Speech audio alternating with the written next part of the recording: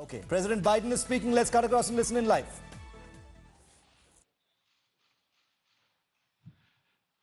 Well, good afternoon.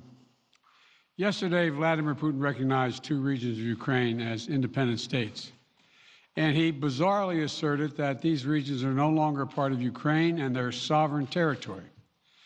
To put it simply, Russia just announced that it is carving out a big chunk of Ukraine. Last night, Putin authorized Russian forces to deploy into these regions. Today, he asserted that these regions are actually extend deeper than the two areas he recognized, claiming large areas currently under the jurisdiction of the Ukraine government. He's setting up a rationale to take more territory by force, in my view. And if we listened to his speech last night, and many of you did, I know, he's setting up a rationale to go much further. This is the beginning of a Russian invasion of Ukraine, as he indicated and asked permission to be able to do from his Duma. So let's begin to, I'm going to begin to impose sanctions in response far beyond the steps we and our allies and partners implemented in 2014. And if Russia goes further with this invasion, we stand prepared to go further as with sanctions. Who in the Lord's name does Putin think gives him the right to declare new so-called countries on territory that belong to his neighbors? This is a flagrant violation of international law, and it demands a firm response from the international community. Over the last few months, we've coordinated closely with our NATO allies and partners in Europe and around the world to prepare that response. We've said all along, and I've told Putin to his face more than a month ago, that we would act together. And the moment Russia moved against Ukraine, Russia has now undeniably moved against Ukraine by declaring these independent states. So today, I'm announcing the first tranche of sanctions to impose costs on Russia in response to their actions yesterday. These have been closely coordinated with our allies and partners, and will continue to escalate sanctions if Russia escalates. We're implementing full blocking sanctions on two large Russian financial institutions, VEB and their military bank. We're implementing comprehensive sanctions on Russia's sovereign debt. That means we've cut off Russia's government from Western financing. It can no longer raise money from the West and cannot trade in its new debt on our markets or European markets either. Starting tomorrow and continuing in the days ahead, we'll also impose sanctions on Russia's elites and their family members. They share in the corrupt gains of the Kremlin policies and should share in the pain as well. And because of Russia's actions, we've worked with Germany to ensure Nord Stream 2 will not, as I promised, will not move forward. As Russia contemplates its next move, we have our next move prepared as well. Russia will pay an even steeper price if it continues its aggression, including additional sanctions. The United States will continue to provide defensive assistance to Ukraine in the meantime, and will continue to reinforce and reassure our NATO allies. Today, in response to Russia's admission that it will not withdraw its forces from Belarus, I have authorized additional movements of U.S. forces and equipment already stationed in Europe to strengthen our Baltic allies, Estonia, Latvia, and Lithuania. Let me be clear. These are totally defensive moves on our part. We have no intention of fighting Russia. We want to send an unmistakable message, though, that the United States, together with our allies, will defend every inch of NATO territory and abide by the commitments we made to NATO. We still believe that Russia is poised to go much further in launching a massive military attack against Ukraine.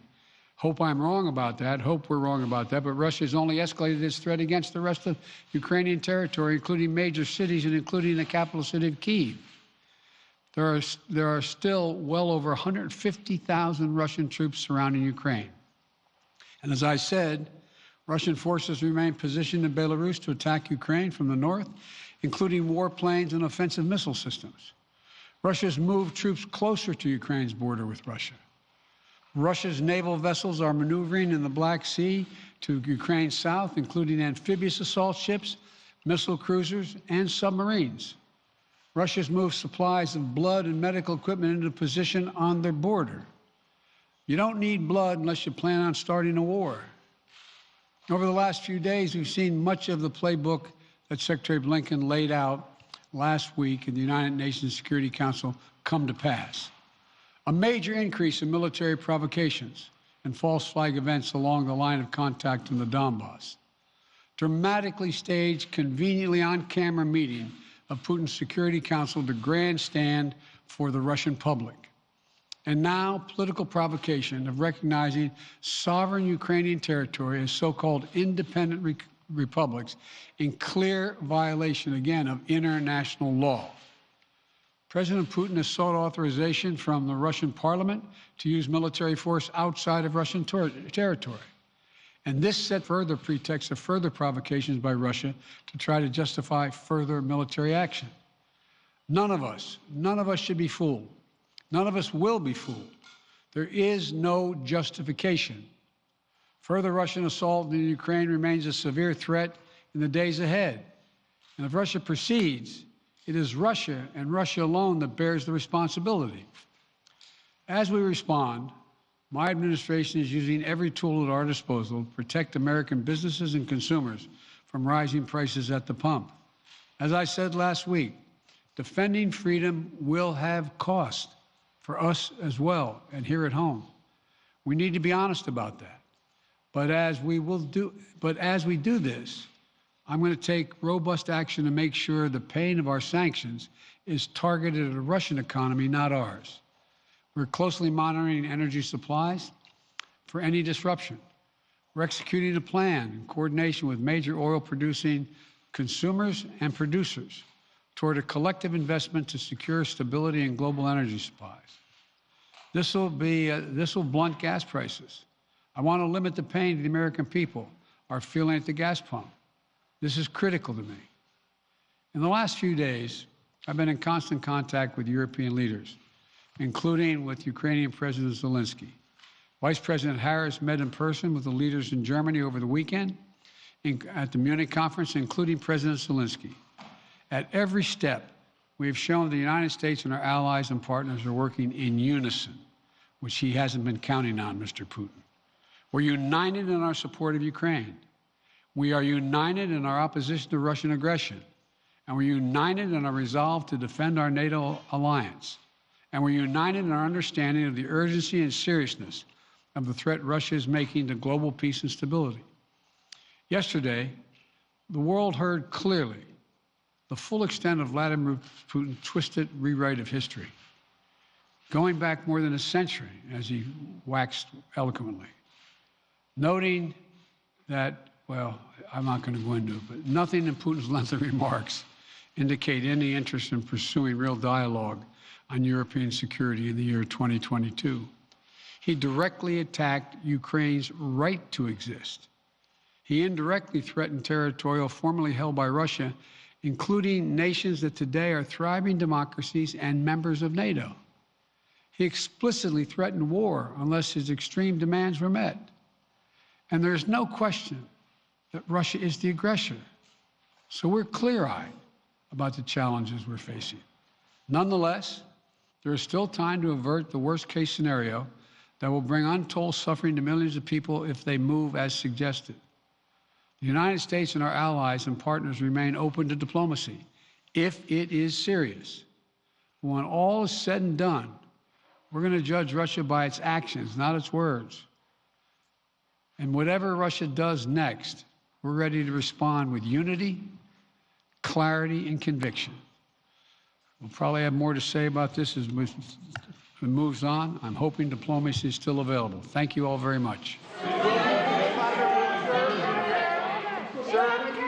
Are you still open? President Joe Biden playing it on the line and saying that Russia will be responsible for whatever happens next if it does not choose a diplomatic solution to the current crisis and de-escalate at this point of time from the borders of Ukraine.